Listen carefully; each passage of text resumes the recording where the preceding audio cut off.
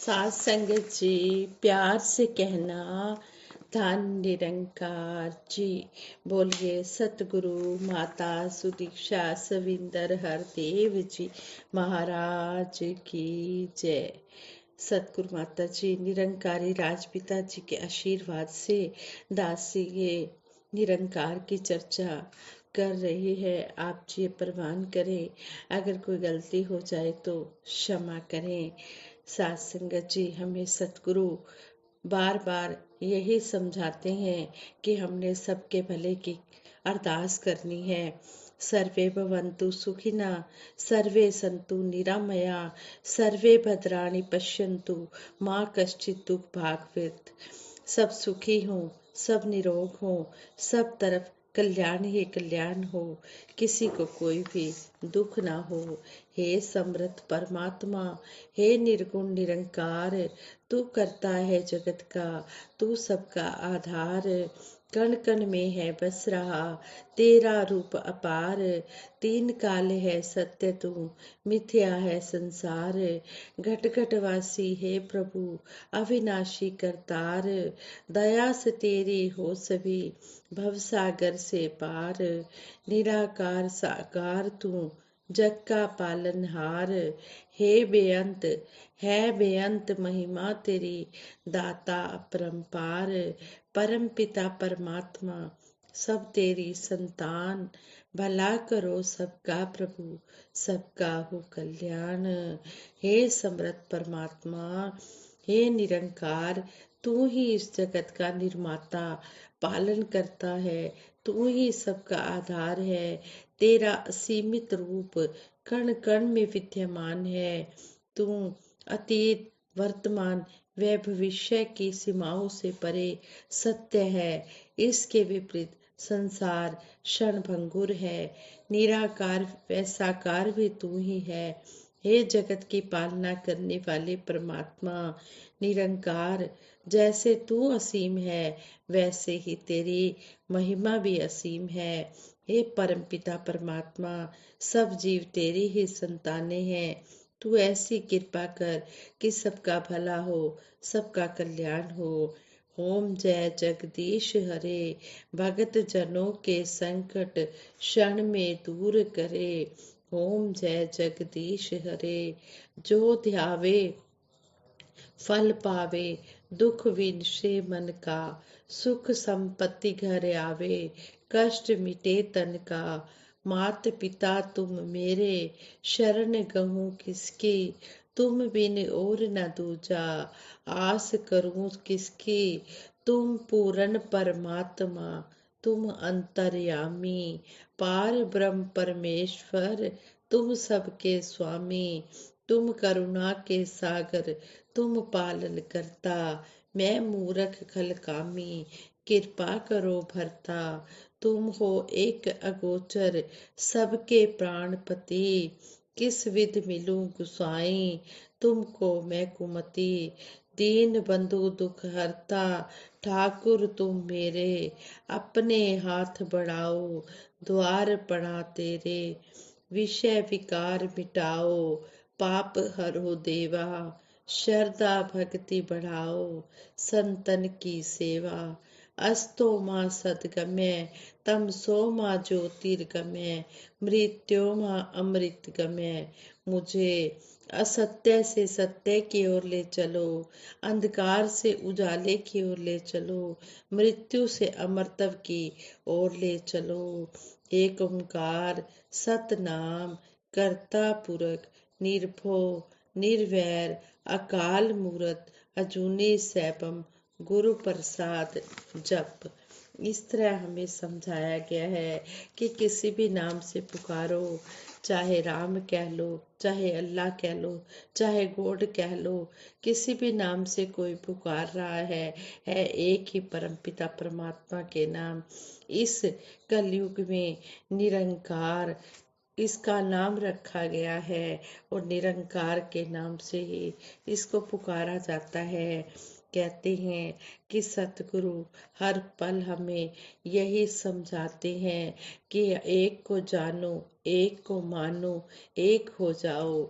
हमने इस एक को जानकर एक को मानना है और एक हो जाना है और सबके साथ अपनेपन का एहसास करना है। सबके साथ हमने प्यार से रहना है। इसी तरह कहते हैं कि एक बार कहते हैं कि काफी समय पहले की बात है, इंडिया ने विश्व कप जीता। विश्व कप जीतने के बाद शुरू हुआ खुशी का जश्न। यह जश्न देश के हर वर्ग, बच्चे, बूढ़े, जवान, अमीर, गरीब, नारी, पुरुष सभी ने मनाया। इनमें से ज्यादातर लोगों ने क्रिकेट टीम के सदस्यों को कभी हूबहू देखा भी नहीं होगा।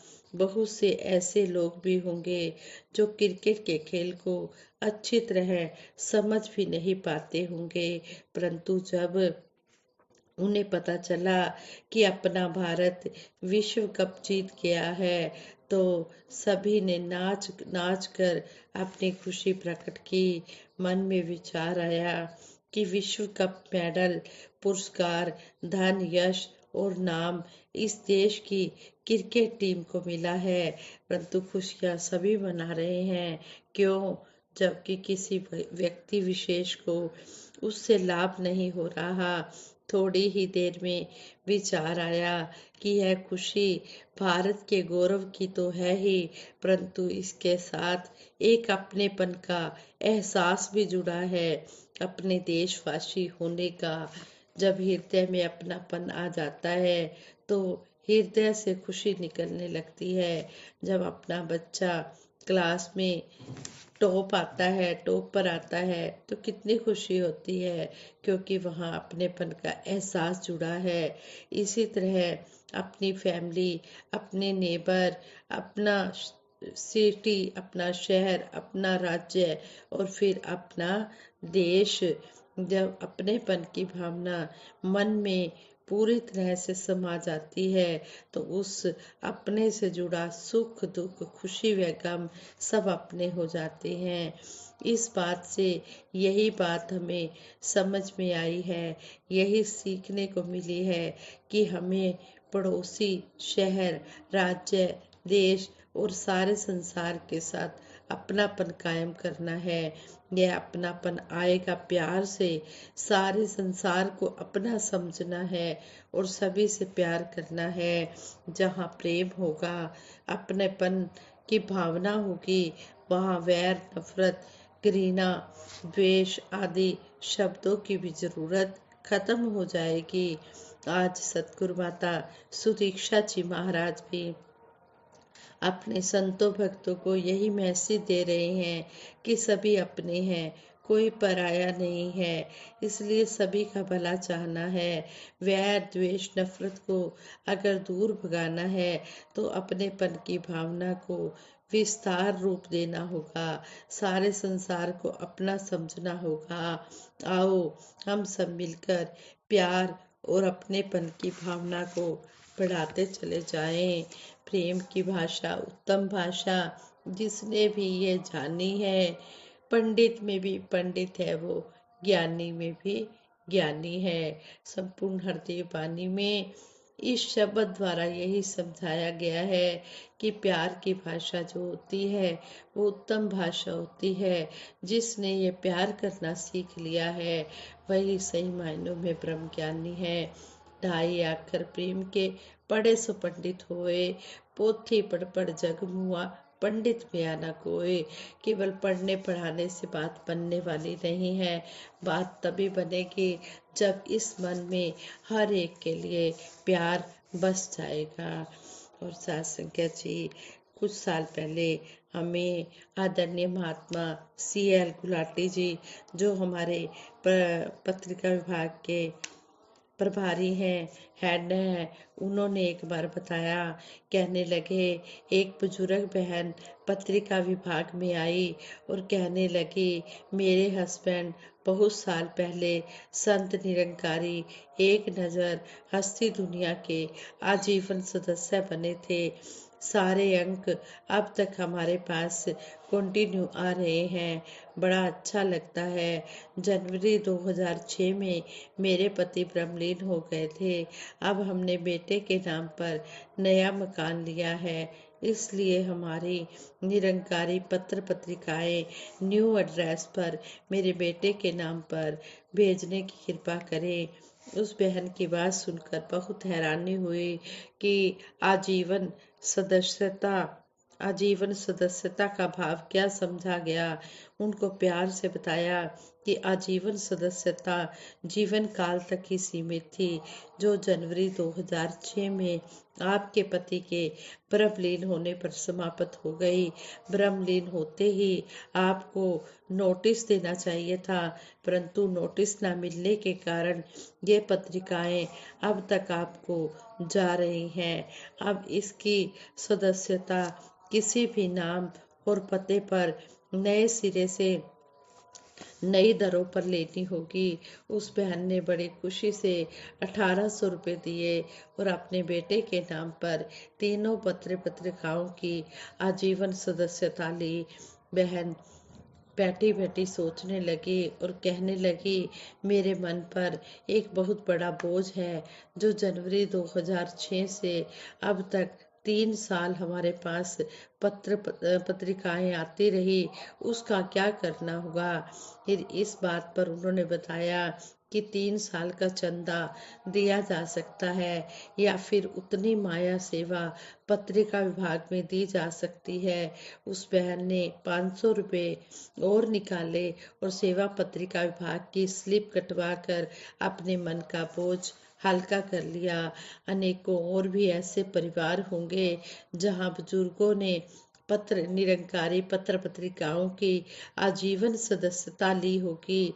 जब उनकी जीवन यात्रा पूरी होती है तो उसकी नोटिस अवश्य पत्रिका विभाग को दें और परिवार में किसी भी नाम पर नई सदस्यता ले लें।